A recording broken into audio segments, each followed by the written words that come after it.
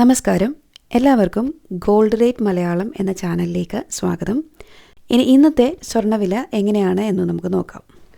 9/4/2026 ഉച്ചയ്ക്ക് ശേഷം സ്വർണ്ണവില 24 ക്യാരറ്റ് ഗ്രാമിന് 15,225 രൂപ, പവന് 1,21,802 രൂപ, പവന് 624 രൂപ കൂടിയിട്ടുണ്ട്. 22 ക്യാരറ്റ് സ്വർണം ഗ്രാമിന് 13,950 രൂപ, പവന് 1,11,600 രൂപ. ഉച്ചയ്ക്ക് ശേഷം പവന് 520 രൂപ കൂടിയിട്ടുണ്ട്. 18 ക്യാരറ്റ് സ്വർണം ഗ്രാമിന് 11,535 രൂപ, പവന് 92,280 രൂപ. 440 രൂപ പവന് കൂടിയിട്ടുണ്ട്.